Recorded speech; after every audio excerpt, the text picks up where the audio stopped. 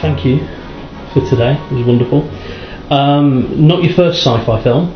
No, I've done a few, I have to say. I normally sort of die grisly deaths, but I actually managed to shoot someone in the face today. So yes, you didn't die, but you got to kill someone else. So that's a pleasant challenge. Sinuses of the morning. And we were talking a little bit this morning about all of 2000 AD. Absolutely. The old British comic. Yeah. So is that why you prefer British directors, or do you prefer British directors to American directors?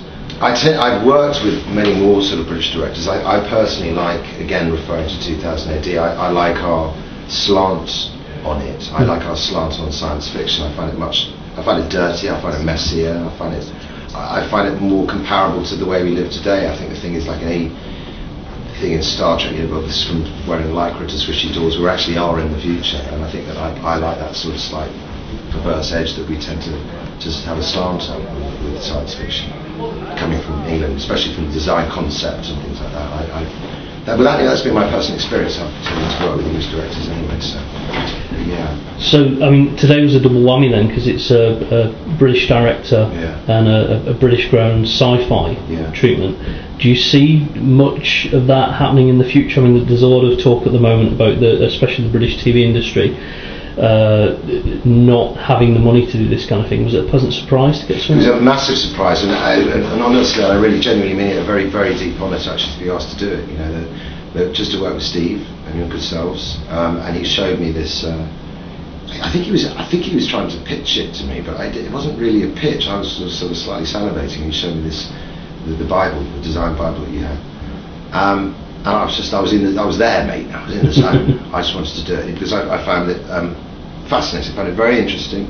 I like the work. The world has been beautifully covered, every aspect of it. And there's elements of Rogue Trooper in there, with Helm and the gun and with the chip and everything like that. I love all of that stuff.